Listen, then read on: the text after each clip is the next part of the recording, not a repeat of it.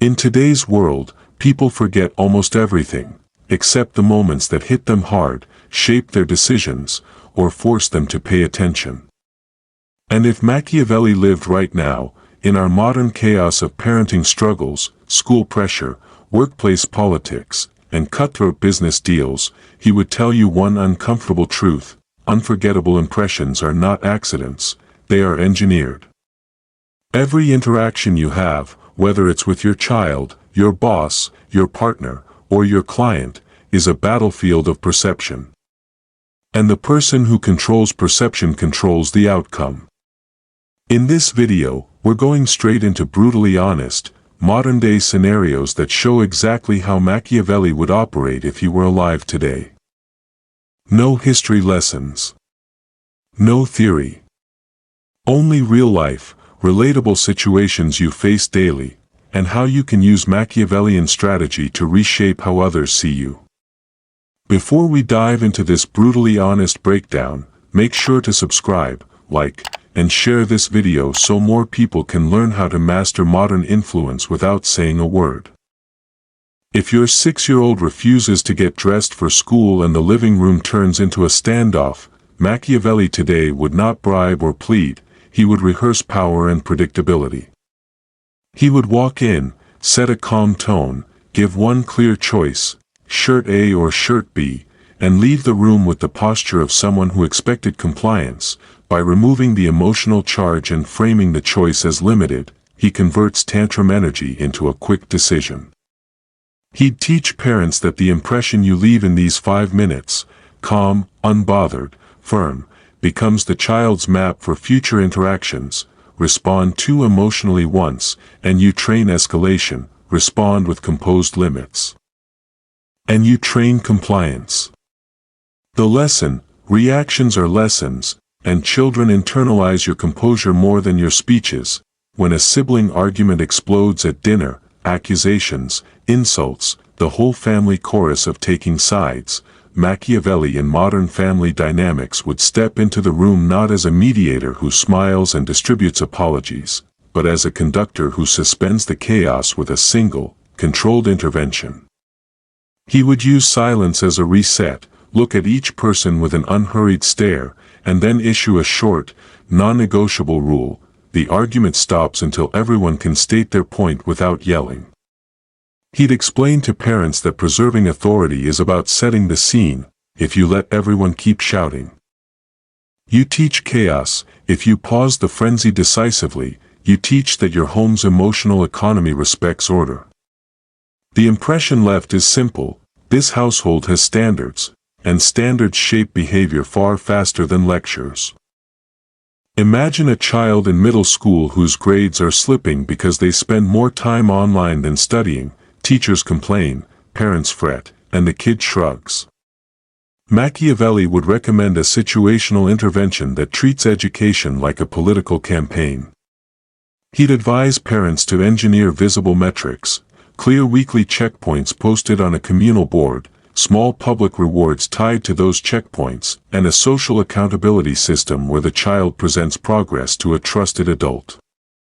He would replace vague encouragement with structured pressure, deadlines, visible consequences, and public recognition for tiny wins.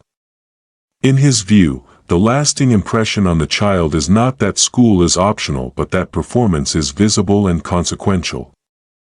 Children respond to systems that make success socially noticeable. When a parent wants to instill study discipline but faces emotional resistance, Machiavelli's modern tactic would be to gamify authority, publicly declare small, consequential rituals. Study hour begins at 7 p.m., phones in a box, and make interruptions costly. Lost privileges, not punishments delivered in a fit of anger. He'd teach that inconsistent punishment destroys credibility.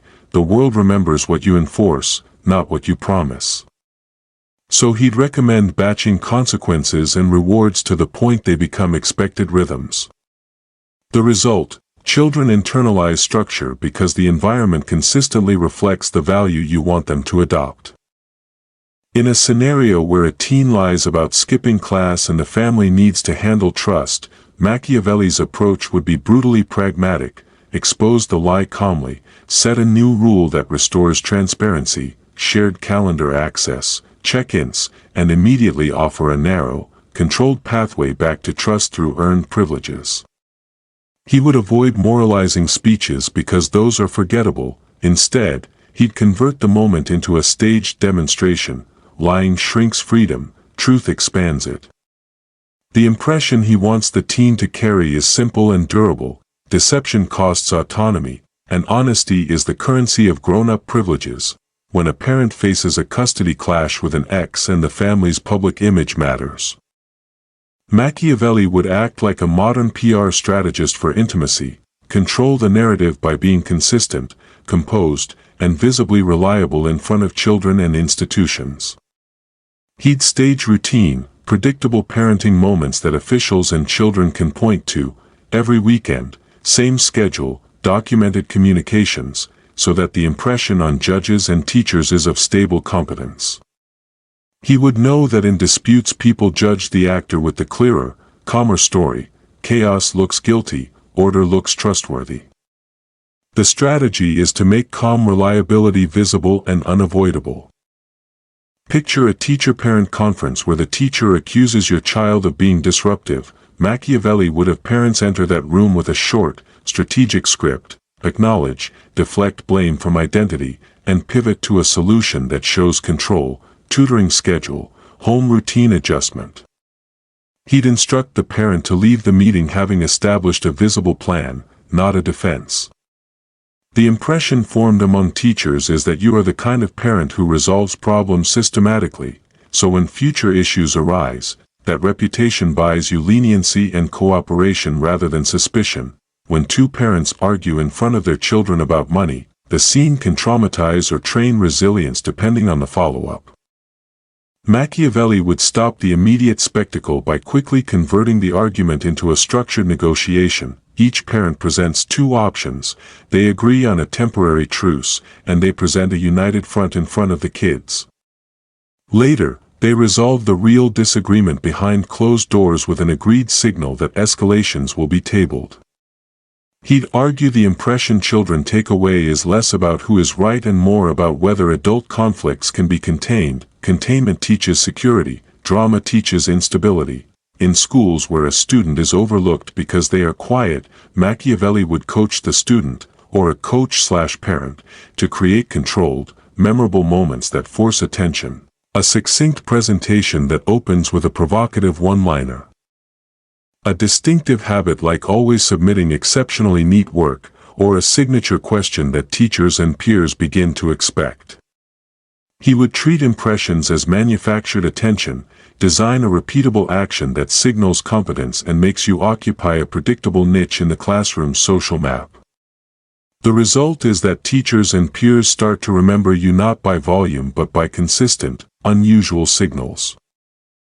When a colleague at work takes credit for your contribution in a meeting, Machiavelli's advice would be immediate and clinical.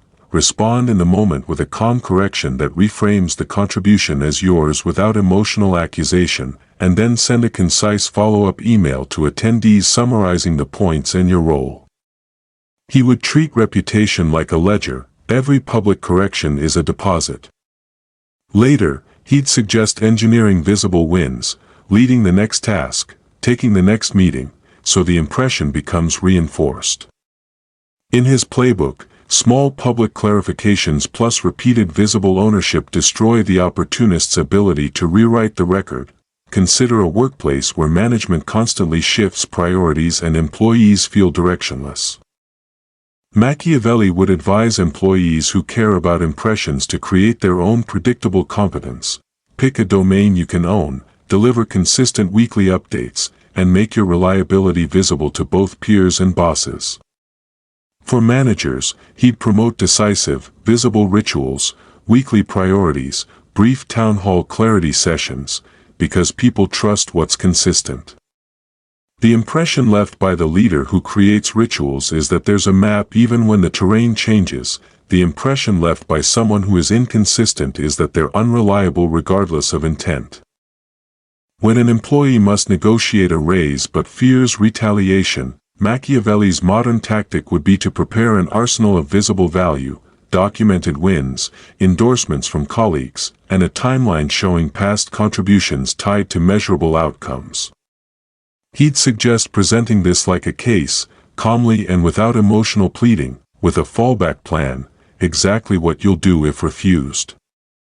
He'd stress that making the impression of being both valuable and replaceable is powerful. Companies give raises to those who look both indispensable and capable of walking. The negotiation becomes a display of composure and leverage more than a moral appeal, in a business deal where the other side shows impatience and tries to rush terms. Machiavelli would counsel a pause that's performative. Smile, thank them, and say you'll respond after a brief review, then use that pause to extract concessions. He'd call this the modern art of calibrated delay, not obstruction, but engineered time to reframe urgency into opportunity. He'd teach negotiators to make the other party feel they need your approval more than you need the deal, which shifts the impression from desperation to strategic scarcity. Deals close on perceived leverage, not just merit. When founders pitch investors and face dismissive investors who interrupt, Machiavelli's approach would be to reclaim the narrative with a single, memorable element, a striking demo, an unexpected metric, or an unusual personal anecdote that reframes the problem. He'd advise them to rehearse that element until it lands precisely and becomes the hook investors remember. The impression investors take away is shaped by one standout moment. Everything else can be reconstructed around that memory. In Machiavelli's view, craft that moment relentlessly. Imagine a small business owner whose supplier delays shipments repeatedly. Machiavelli would recommend converting inconvenience into leverage by publicizing reliability standards to customers and quietly preparing alternative suppliers. He'd advise the owner to make the supplier see the reputational cost of failure by hinting at public transparency, without burning bridges, so the supplier's impression of potential reputational loss forces them to perform. He'd teach business owners to weaponize visibility. When suppliers know their reliability is being watched, they act differently. When two entrepreneurs haggle over equity splits and one senses manipulation, Machiavelli would say make the negotiation a staged display of boundaries. Clearly map your non-negotiables. Make your walkaway scenario visible, and offer creative carrots that cost you little but signal good faith. He'd focus on optics, public commitments, small milestone-based vesting, so the impression is that you are principled and prepared, not vindictive. The goal is to make the other party see that your terms are the pathway to partnership, not a punishment. In a parenting scenario where a child openly defies a curfew, Machiavelli's modern move would be to convert the rebellion into a contract, temporary increased freedom contingent on measurable behavior, with each breach immediately shrinking privileges. He'd advise parents to publicize the contract's terms to the teen and to consistent enforcers. Building a social architecture that rewards compliance and punishes breaches predictably. The long-term impression for the teen is that freedoms are transactional, not arbitrary, an adult lesson in accountability. When a teacher must motivate an apathetic class, Machiavelli would recommend creating visible competitive structures, small, public challenges that reward improvement and make status visible. He'd suggest that the teacher publicly recognize small gains and rotate praise so different students associate the class with possible status elevation. The impression students internalize is that participation changes social standing, and that tangible recognition comes to those who engage. For Machiavelli, status is a language people understand. Use it deliberately. If a manager faces passive-aggressive dissent in the team chat, Machiavelli's method would be to call a short, structured meeting where each person states their top 2 concerns and a proposed solution, no side commentary allowed. He'd frame the meeting as a pragmatic reset and follow it with an action list visible to all. He'd say the impression that matters is whether leadership turns complaints into action. If you move visibly from gripe to plan, you convert detractors into participants. When negotiating a contract renewal with a client who is testing price sensitivity, Machiavelli would engineer a visible value differential, introduce a higher-tier option with premium benefits and let the client compare. He'd make the standard package seem intentionally limited so the premium appears necessary. He'd show clients what they lose by downgrading rather than what they gain by staying. People act to avoid loss more than to achieve gain. The impression you build is that your service is curated scarcity, not a commodity. When a parent struggles with sibling rivalry that affects schoolwork, Machiavelli would pit cooperation against competition by assigning shared goals that require mutual contribution and publicly celebrating joint success.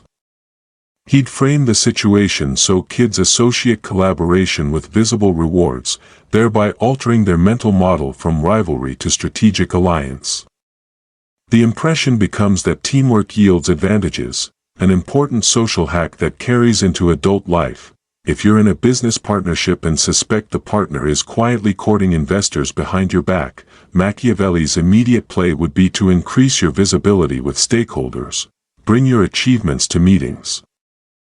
Cultivate independent relationships, and make your contributions public. He'd treat suspicion as a signal to broadcast your value louder. Perception of indispensability protects you. The impression you want others to hold is that you are the partnership's public face, which diminishes back-channel leverage. If there's one thing Machiavelli would drill into you in today's world, it's this: people don't respond to who you wish you were, they respond to the impression you create. Whether you're raising a child, managing a household argument, climbing through the chaos of work culture, or navigating ruthless business negotiations, the power lies in how deliberately you shape the moment. And when you start applying these strategies, you'll notice something: people respect you more, argue with you less, listen to you faster, and remember you longer. Because unforgettable impressions aren't magic, they're intentional actions carried out with calm, clarity, and strategy. If this video gave you clarity, power, or a new way of seeing everyday situations, make sure you like this video, subscribe to the channel, and share it with someone who needs this mindset. Your support helps this channel grow, and together, we'll keep turning modern life into a game you can finally win.